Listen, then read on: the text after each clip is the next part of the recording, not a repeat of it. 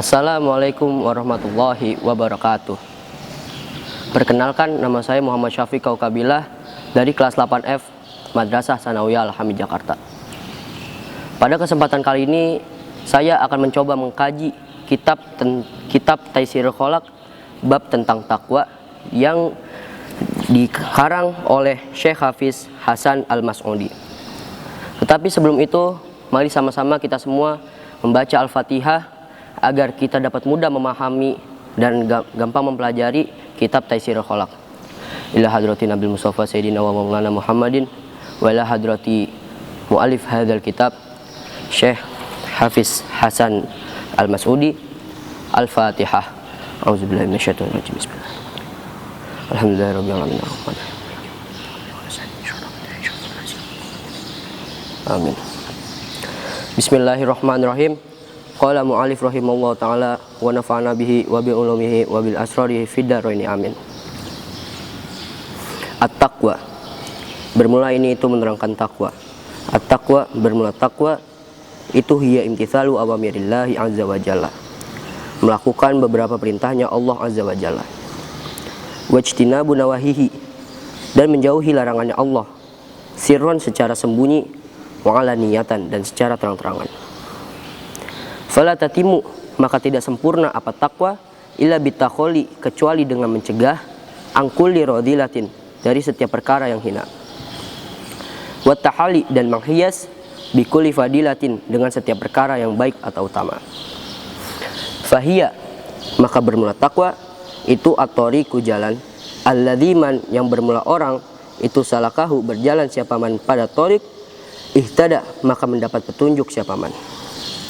Wal urwatu, dan tali, al-wuthqa, yang kuat, allatiman, yang bermula orang itu istamsaka, berpegangan siapaman, biha, dengan al-urwah, najah, maka akan selamat siapaman.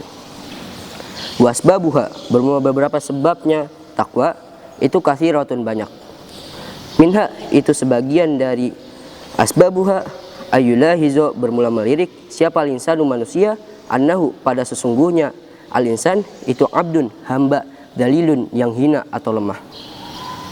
Wa anna rabbahu, dan sesungguhnya Tuhannya manusia itu qawiyun, zat yang kuat, azizun, zat yang perkasa. Wala yang bagi, dan tidak sepantasnya lidzalili, bagi orang yang lemah, apa ayasya, bermaksiat siapa dalil, al-aziza, pada Allah yang maha perkasa. Li anna nasiyatahu, karena sesungguhnya kepalanya dalil itu biadihi, berada di dalam kekuasaannya al-aziz. Jadi pada kitab yang kita kaji, yang kita pelajari hari ini, yaitu Taisirul Khalaq, menerangkan tentang takwa. Nah, apa sih itu takwa? Takwa menurut kitab yang kita kaji, yang kita pelajari hari ini, yaitu Taisirul Khalaq, adalah at-taqwa hiya imtithalu awamirillahi azza wa jalla. Jadi takwa itu melakukan perintah-perintahnya Allah, wajtinabu nawahihi, dan menjauhi larangannya Allah. Sirron wa alaniyatan, secara sembunyi-sembunyi maupun secara terang-terangan. Nah, maksudnya secara sembunyi ataupun secara terang-terangan itu gimana sih? Maksud dari secara sembunyi atau secara terang-terangan adalah kita sebagai hamba Allah, jangan sampai kita saat beribadah hanya ingin dilihat orang lain atau dalam keadaan ramai. Tetapi dalam keadaan sepi, kita malah melakukan maksiat kepada Allah. Kita malah melakukan larangannya Allah. Nah, perkara tersebut belum termasuk kategori orang yang bertakwa. Nah, yang termasuk kategori orang yang bertakwa itu gimana? Yang termasuk kategori orang yang bertakwa adalah mau dalam keadaan apapun, dimanapun, dan kapanpun, ia tetap beribadah kepada Allah, tetap melakukan, menjalankan perintahnya Allah, dan menjauhi larangannya Allah. Itu yang termasuk kategori takwa. Fala tatimu illa bitakholi angkuli rodilatin. Maka takwa itu tidak sempurna kecuali dengan mencegah dari setiap perkara yang hina.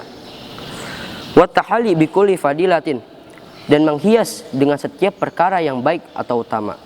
Jadi agar ketakwaannya seseorang itu bisa sempurna, yaitu ia mencegah dari setiap perkara yang hina, dan ia menghiasinya dengan setiap perkara yang baik atau utama.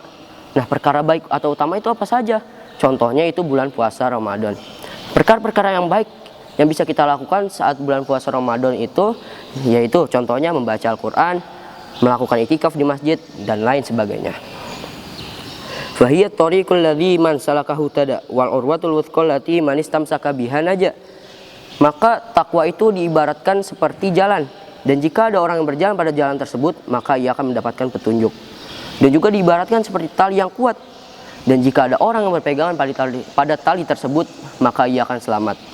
Kok diibaratkannya seperti jalan dan juga tali yang kuat?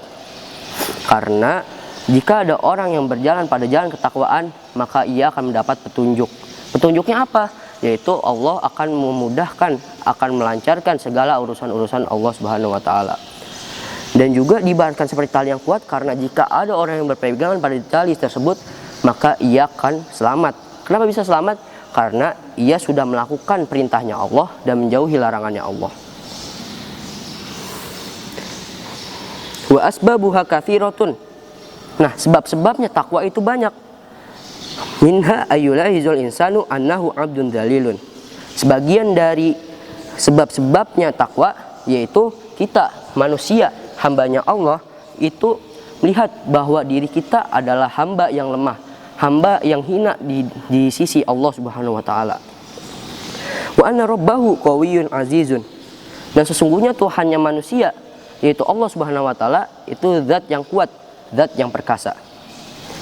Wala yanbaghi lidzalili ayyasiyal aziza. Dan kita hamba Allah yang hina, hamba Allah yang lemah, itu tidak pantas untuk melakukan apa? Tidak pantas untuk melakukan maksiat kepada Allah yang Maha Perkasa. Karena kenapa? Karena li'anna nasiyatahu biyadihi. Karena sesungguhnya kepala atau dahi kita itu berada di dalam kekuasaannya Allah. Jadi kita itu tidak pantas melakukan maksiat kepada Allah, pada Tuhan alam semesta. Karena sesungguhnya seluruh yang ada di alam semesta ini berada di dalam kekuasaannya Allah. Wallahu a'lam bishawab. Cukup sekian dari saya. Mungkin ilmu yang sedikit ini bisa menjadi bermanfaat bagi kita semua dan bisa kita praktekkan dalam kehidupan sehari-hari. Mohon maaf bila terjadi kesalahan. Wallahul muwafiq ila aqwamit thoriq. Wassalamualaikum warahmatullahi wabarakatuh.